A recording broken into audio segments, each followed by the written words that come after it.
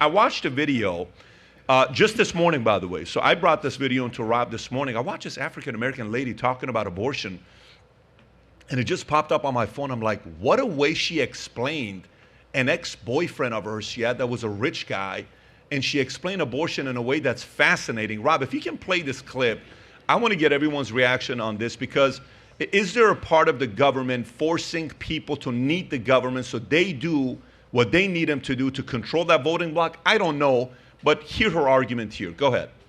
They don't got abortion clinics at the border. They're telling us as American women, specifically black American women, we need to abort our children. But if you coming across the border with your baby, oh, come to the land of milk and honey, the great land of opportunity. We'll take care of you. Joe Biden even said, I'll give illegal immigrants coming across the border $400,000 apiece. Can you imagine if they were to go to that black single mother living in the hood, not even $400,000, offer $4,000, because I know some black women that can make something jump with $4,000. Offer her $40,000. You know why they'll never give us that? Because they know that we'll never need them again. Welfare reminds me of an old man I used to date. I was in a relationship with him for 11 years. He would never marry me, right? But whenever my bills were due, I would tell him he would give me just enough. Wow. He had a whole lot of money. He would give me just enough. Rent due, $1,200. He'd give me $1,200, not 1 cent over, because he knew that every month the rent was due, that I would have to come back to him. He wouldn't give me $100,000 and say, here, baby, bump that, go buy you a house and start you a business, because then he felt like I wouldn't need him. The government system is the same way when it comes to black Americans. They'll never give us enough to get over and get up. It's only enough to make sure we continue to come back every 30 days so that we can remain slaves to their system. Wow. Wow. Thoughts? It's a fact. I mean, trillions of dollars spent on the welfare system. Black Americans are poorer today than when it was established. Here's another fact. In the 1950s, under Jim Crow laws, black Americans were outpacing white Americans in terms of economic growth. It's during Jim Crow, before they even said Civil Rights Act and now you get your equal rights. Lyndon Baines Johnson, as I said, factually, the reason why they don't want people to know their history or learn history or be able to read books is because when you have those capabilities, you recognize how absolutely sinister and how avowedly racist Lyndon Baines Johnson was. Don't believe me? Check his record in the Senate, right? Every time there was a measure to help black Americans, he voted against it virulently. And so you have that, they create this system, and the system literally says we will give you more money if you don't marry the father of your children, to break down the black family. You fast forward today, you look at the circumstance in black America, how black Americans are suffering and how they can't attribute it back to the very same people. They actually go say, we need more governance in order to fix this, right? Because you have these things like BLM that pop up that are sponsored by the government that convince black Americans to riot and to loot down their own neighborhoods, to set them backwards even further. And they are completely deluded in believing that it's the white man that is causing these issues when it has always been the government that has caused these issues. And abortion is an infuriating topic, again, not knowing history, seeing women parrot things like my body, my choice, and not knowing where that literal birth control propaganda and abortion propaganda came from. Well, you should read Margaret Sanger's writings. She wrote a piece called Birth Control Propaganda. She was another avowed racist and avowed eugenicist, not just towards black Americans, because at that time, Italians were coming in, Germans were coming in. I think I saw on your Wikipedia, your grandpa came in 1890. They hated them too. They were racist toward them too. And her thing was, when she wrote this to Dr. Clarence Gamble of the Procter and Gamble family, a rich kid who inherited $1 million just for being born in the right family, who was also concerned about immigrants and black people procreating. She wrote in a letter, you can go look it up. We don't want word to get out that we want to sterilize the black race. So how do we package to them? She said we can make an appeal to their ministers. We can go to their churches and tell them to sell this sort of a thing. And so it's infuriating. I look forward to the day when we can stand outside of a Planned Parenthood clinic and it will be a Holocaust museum for the black people that have been murdered systematically, intentionally, by racists.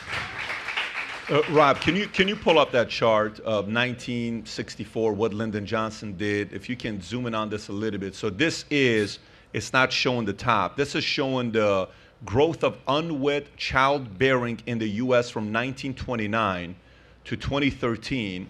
and this is from the US Government Census Bureau, if you look at what it was back in the early, from 1930 to 1960, we're at around 4%, okay, is where we were at. Lyndon Johnson comes in, war on poverty begins, we go all the way up to 41% today in America at a time where the world average is around 7%, and China and India are at 4% and 3%, and we're sitting at 41%. It's a travesty what some of these bad policies did to this incredible community. So Chris, why do you think, Stephen A. Smith, you and I and Stephen A. are friends, and we'll be in some group text, and you guys, we'll have our conversations together. But Stephen A. gets up there and he challenges what's going on, and I, remind him of one time when he said, I think what the Democrats need to do is they need to not vote Democrat and vote Republican for one time and see what happens, right? It's easy to say that, but then it's actually go through it, right? And God knows today's a very hard time for a guy like that. It's also not easy to say it, not even for a black man. Very, very hard to say it. And he got a lot of heat for it. And he still continues to get heat. When he had his first guest, I think he had on his podcast was Hannity. You were the second one that he had on the podcast, right? And he's in sports culture, so he has influence in a very different way, right? Why do you think, the data we're looking at, why do you think this lady who's telling the story that she's saying, why do you think if she is giving her perspective and then Candace is talking about the history, why do you think this keeps happening over and over again, specifically with the black vote? Because it works. It works for the system. It works for the people in power. It works for them to continue to keep voting blocks dependent on them. Look, one of the good things is, 10 years ago, maybe, I don't know, 8, we would have never seen that video.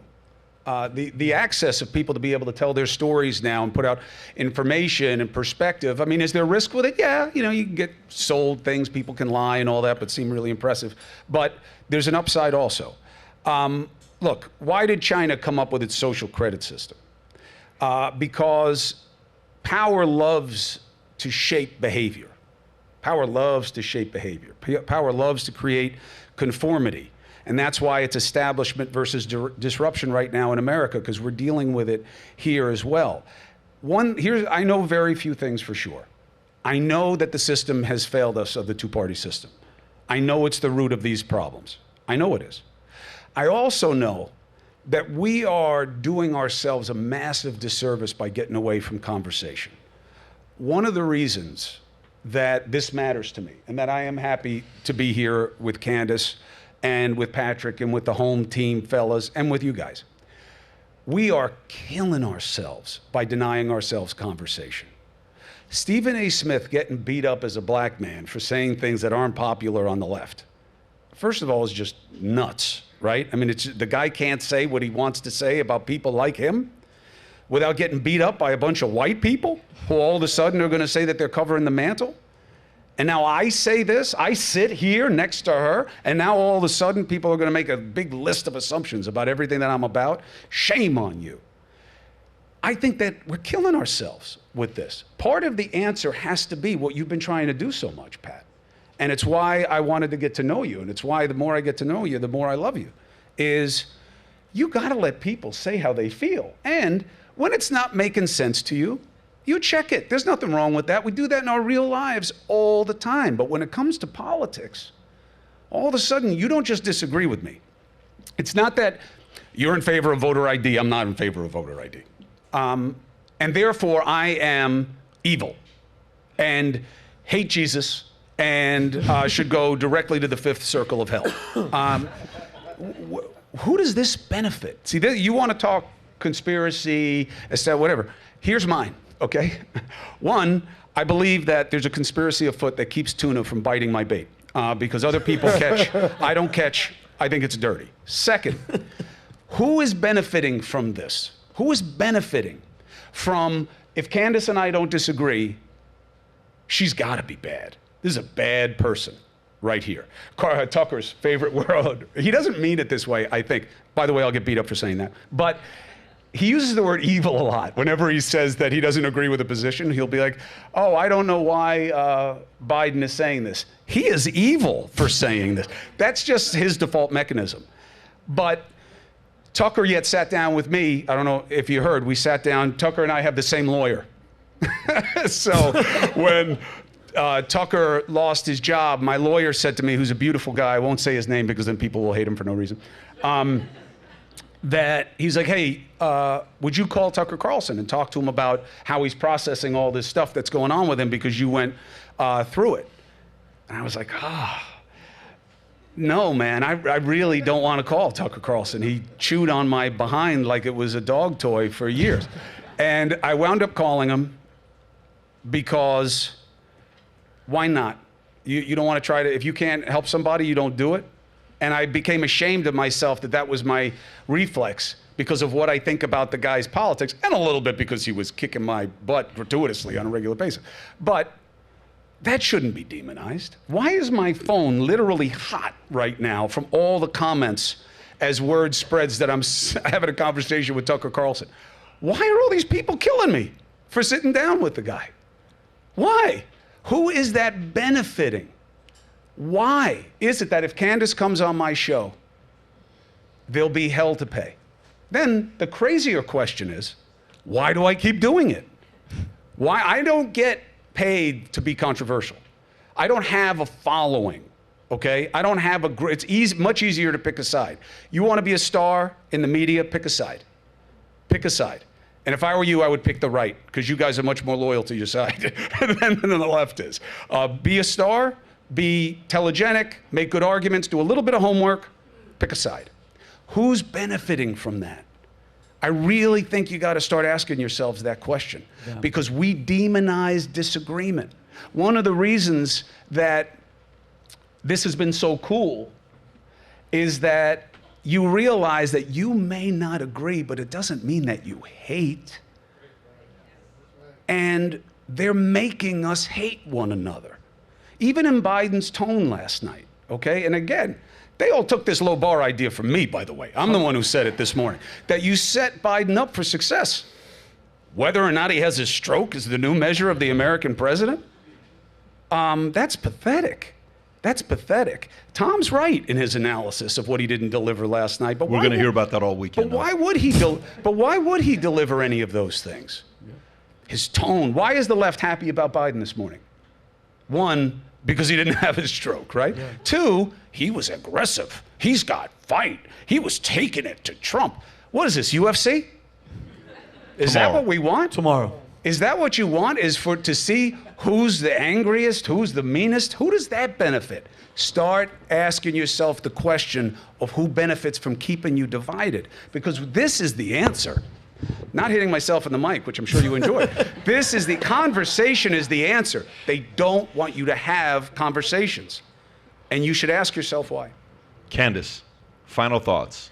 Final thoughts. I think, first and foremost, I also use the word evil but I do separate. I think there are people that, blindly support evil and their hearts are in the right place. Then I think there are people that are aware of the evil and they continue to support it because they feel, it figuratively butters their bread. They're getting paid for it in some regard. They're being lobbied for it in some regard. And then there are the people who are plotting at the top, the criminal enterprise that is running this country. And I would love to see a chart, by the way, when you show how poor Americans are getting. I'd like to see how rich the politicians are getting, right? Because they're just getting richer and richer. It's a great business model. You see their account that tracks their stock trades? Yeah. I have a buddy who's been trading on those trades as an aggregate. He's up 16%. Yeah. Mm-hmm. Yeah. They do pretty good. Chris, be careful saying that. You may get canceled. The establishment may come after you specifically. How many times can you be canceled? You just offended Nancy Pelosi. That's very offensive. Pat, Please. So if you like this clip and you want to watch another one, click right here. And if you want to watch the entire podcast, click right here.